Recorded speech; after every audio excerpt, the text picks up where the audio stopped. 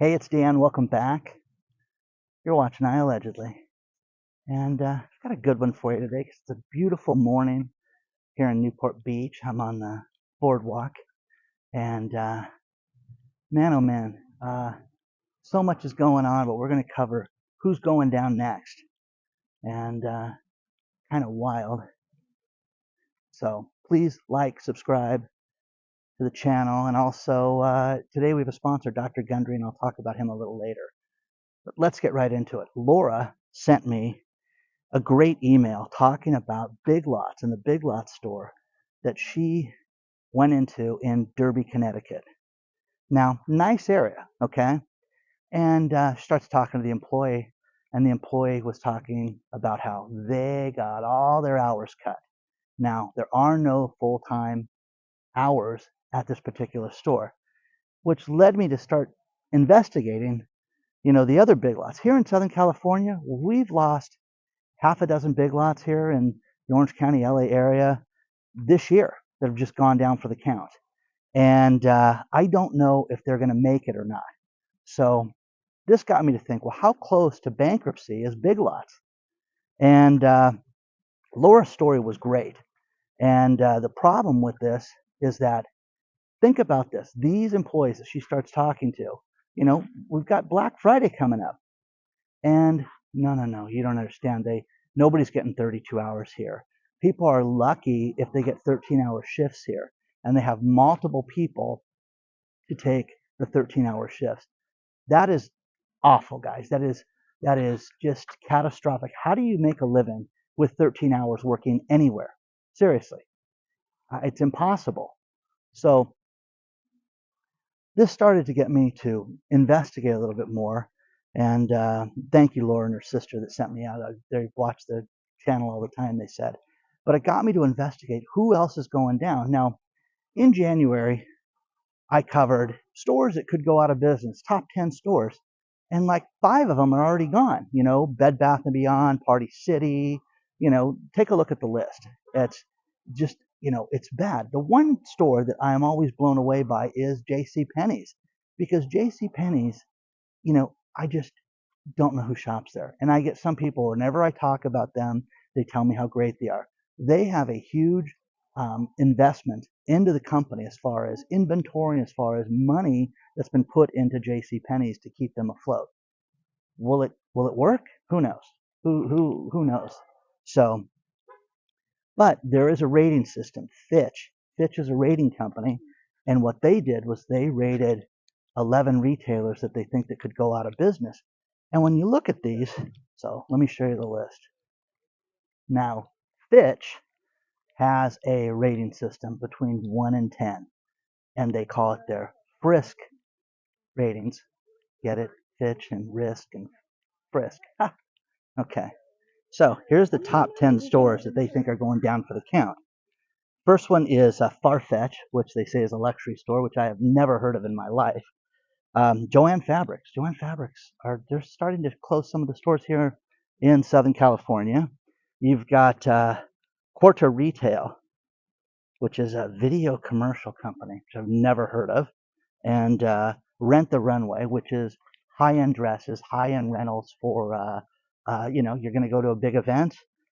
That they're going down. Rite Aid, which we know about Rite Aid because of Rite Aid's, opioid lawsuits, and that they're already filed.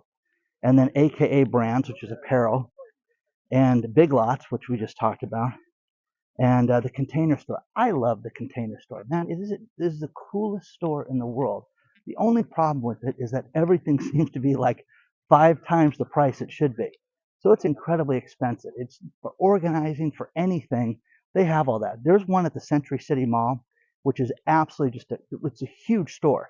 But I'm just like, every time I go in there, I'm like, I can't buy this. It's too expensive.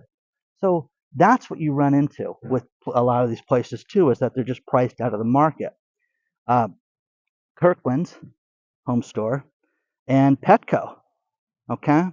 Now, stores that they predict, also Vince, which is an apparel store, which I've never heard of, but they're also talking about Kohl's and how Kohl's is at risk right now.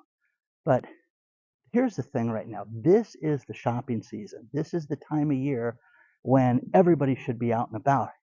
I was out on a Saturday night this last week and went to a barbecue place, and they have a sign on the door now. It says, "Hey, please call ahead to make sure we have the meats that you want." And this was during the week, right, that I saw that originally, and I didn't think anything about it. And Saturday night, it was kind of busy, and I said, "Oh wow, did you mean to keep that up, or is that up all the time now?" "Oh yeah, things are off a third and of what we normally do, and we run out of stuff now." And I'm like, "Sales are off?" "No, no, we do a third of the business we did 6 months ago. People are not spending money going out to eat, and we don't want to waste the food." Wow, wow, wow, wow. Isn't that crazy, guys? So the barbecue place is selling a third less. Well, how can you stay open selling a third of the barbecue that you sold before 6 months ago? Well, the bar does well, the other items, we've got the games on. It's football season now, so people are sitting here drinking. Wow. Okay. Now, here's the thing about Black Friday and how Black Friday is going to be nothing this year.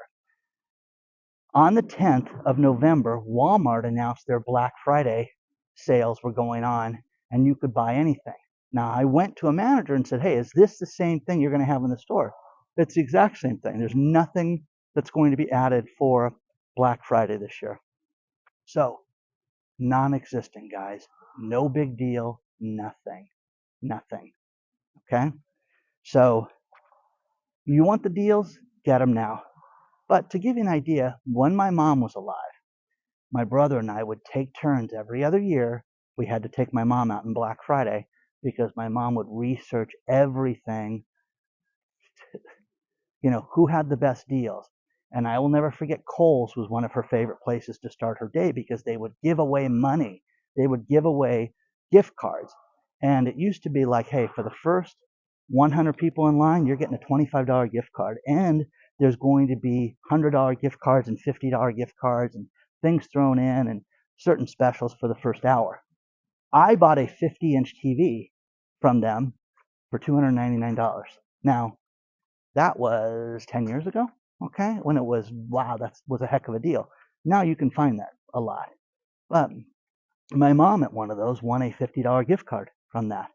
But she would do the rounds and she would go to Big Lots and she would go to all these other places that had discounts on Black Friday. And as much as it was, a pain, we would be done by basically 1 o'clock with her, but we would have hit 6 different places during that time. And then she would decide where she was going to drive to and where she was going to go shop that weekend, and she wouldn't continue with the Black Friday shenanigans. Those days are done, guys. There is no deal. There are no savings. There's nothing right now. Black Friday was destroyed when they brought up the Thanksgiving Day, and there was no, retailers are just in trouble right now, to say the least. So I want to thank Laura and her sister for sending me this, but tell me who's going down for the count. Who's next? Who do you think is next? Now, we heard about Burger King this week with their 172 stores. Guys, that is catastrophic when you think about that. And again, I was in a Burger King and it was awful. It was just in a nice city, but it was like taking my life into my own hands. And all the homeless people hanging out there, and it was awful. And I'm like, who would eat here on a regular basis? So, not Dan. Okay. Share your thoughts on this stuff so far, guys. Let me know what you think. Who's next? Who is next? Now, what they're talking about with Big Lots, and I want to close this little segment out, was they're thinking that Big Lots could file bankruptcy in January. I am telling you this right now. You're going to see retailers that will not make it to the end of the year, that will need a lifeline, that will need help to get themselves through the Christmas season. So let me know. Share your thoughts. Let's talk about our sponsor, Dr. Gundry. All of us were raised in that ridiculous food pyramid that we were told of what was healthy and what we should eat and what we shouldn't eat. There are so many things that we eat that are actually making us sick. And you can do something about this. Things that you eat that are healthy, that are actually causing you weight gain, that are actually causing you, fatigue and skin problems, joint pain. There's something you can do about this. Dr. Gundry is a renowned cardiologist who couldn't lose weight. And what he did was he developed a program that actually got himself healthy by eating the right things. He put together a video. It's fantastic. Take a look at the video. Go to Gut Cleanse Protocol /Dan. Use the link below to see this video, and you can see how you can uh, take advantage of what Dr. Gundry's got to talk about and his program. But it's very important that you realize sometimes what we think is healthy really isn't. It's making a big difference in our lives. So check out Dr. Gundry today, Gut Cleanse Protocol /Dan, and check it out today. But use the link below to watch his video.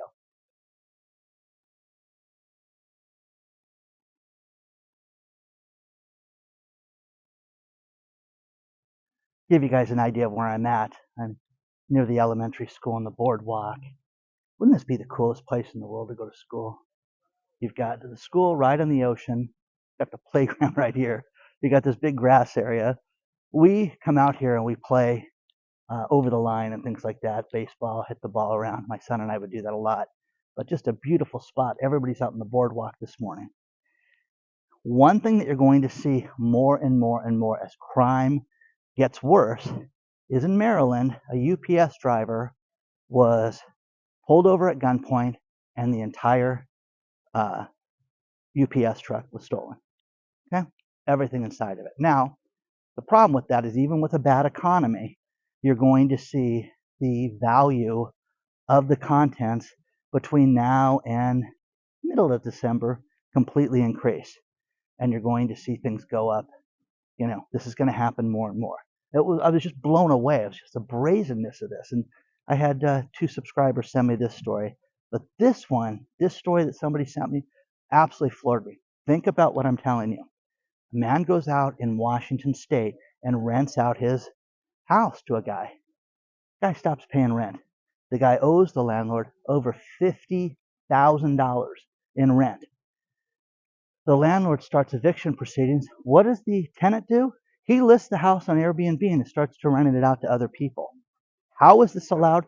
How is this guy not suing Airbnb at this point? Because he doesn't have the authorization for this. Here's a couple things about Airbnb that absolutely blow me away. If you want to launder money, if you want to be a criminal, use Airbnb. That's going to be my slogan, because one thing I heard, correct me if I'm wrong, is that these people do not get 1099s from Airbnb. Say that again, Dan. I go out and rent my house out, and I go on Airbnb and people pay me and I make money on this, and there's no way of reporting it to the IRS. How is that possible? Please correct me. I will do a correction if this is true, but I've had 3 people write me in the last week and tell me this is what happened. And one guy wrote me, and it was just, it was a fake email that he set up, anonymous, to say, I have never paid taxes on my Airbnb rentals, and I make a lot of money doing this scam. Wow. Now, how about this guy in Washington State that has a court date? Think about this, in March. March of 2024 is his court date with the criminal that's renting his place out to somebody else. How is that possible? How is that possible? Wouldn't you file an ex parte motion? An ex parte motion is an emergency motion, like I need to be heard now. I don't care how liberal, Washington State is and free love and everything wrong with that state, but this is insane. This is insane that a guy can go out and steal your house and then rent it out on Airbnb. The owner of the house, the landlord, he's living in his van right now because he has no money. Okay? So read that story below, but correct me if I'm wrong. Do you get a 1099 from Airbnb? How is this legal? How is that possible? The cleaning lady that cleans people's houses gets a 1099 now, 1099K for all her transactions now. But you don't get a 1099 from Airbnb? Really? Really? Isn't that kind of interesting? So share your thoughts on this stuff, guys, because I'm telling you, this is Looneyville. But again, the criminals are the ones that, hey, you don't know the full story, Dan. This guy was a jerk, and this guy had no other option but to rent this place out. There'll be some lunatic that will write me with that. So share your thoughts on this stuff, guys, because, the crime is getting worse. The mail is the post offices are closing earlier.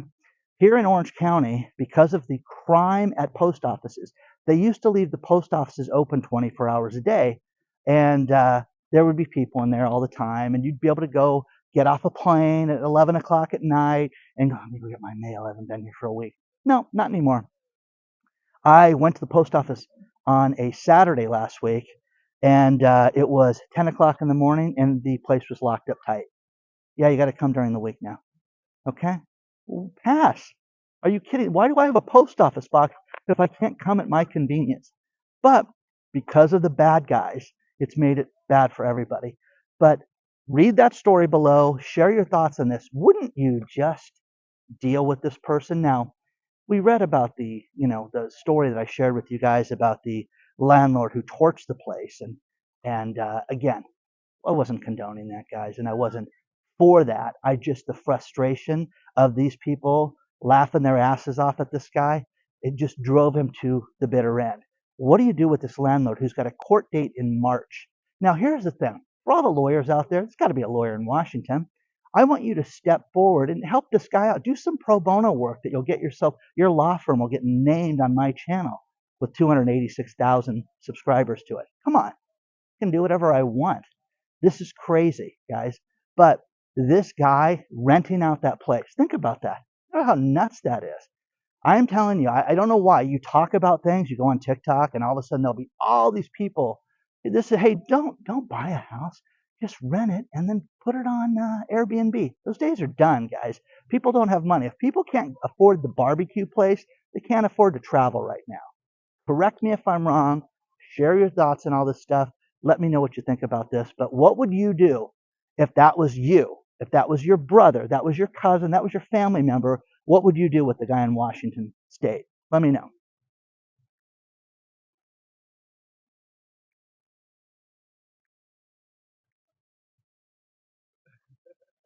Gordon just stopped me as I'm filming, so Nashville, Tennessee. oh, good for you, Gordon. Are you having fun? Isn't this place beautiful? Yeah, I grew up here. Oh, it's great, isn't it? Great.